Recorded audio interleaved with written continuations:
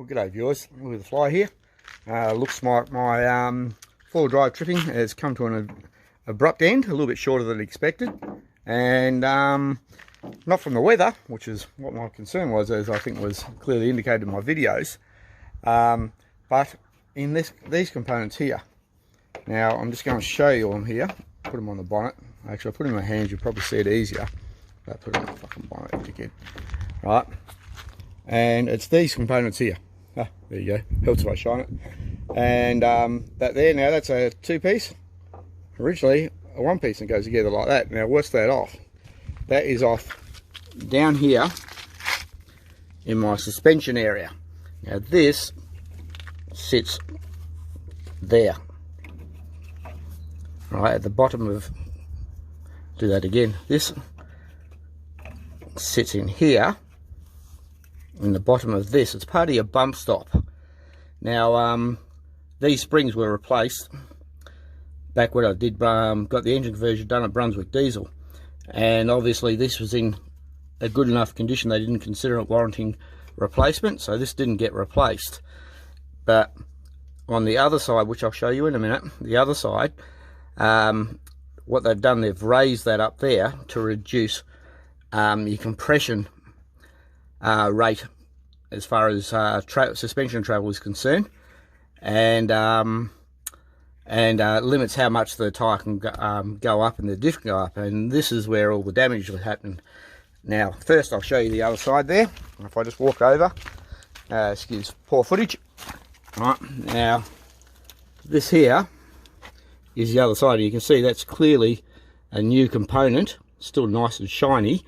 And they can see where they've put a spacer on this gap here, right, to reduce the suspension travel between that, and that reduces the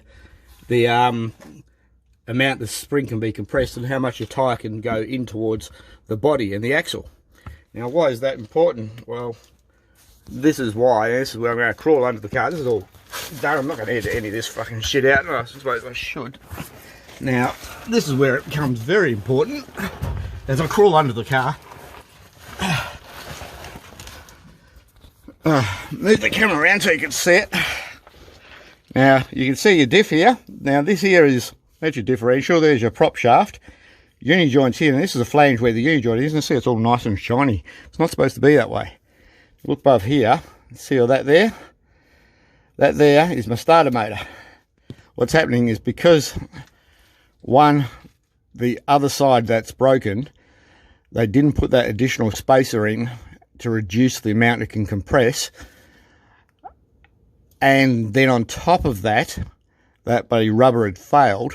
But it happened before the rubber failed anyway, I personally think. But mind you, that rubber came off in my hand, so it's probably hanging on by a grim thread. Anyway, that was compressing up, and when you're in four-wheel drive, this is spinning away and then rubbing away on your starter motor. There it is there, rubbing away on this starter motor, and hence, if that keeps going through, if you have a look carefully, see where it's all rubbing and wearing. It doesn't show up very good on video, but I can see it quite clearly in life. That there's your bolt, and that continues rubbing through. That's actually starting to, by the look of that crack appearing in there, it's looking definitely like it's making a mark, doing some serious damage. That goes through there, that means the starter motor doesn't work, and it doesn't matter how good your batteries are. Starter motor don't work, the car don't start, I'm stuck. Real simple. So that's the end of me at the Pink Roadhouse. Come to a grinding halt. Oh well, I got this far anyway. I'll just bail out via Marla and back onto the Stuart Highway, and as long as I don't use big suspension travel, stick on good gravel roads and good sealed roads, I'm right. Anyway, there you go. That's the end of that one for a while.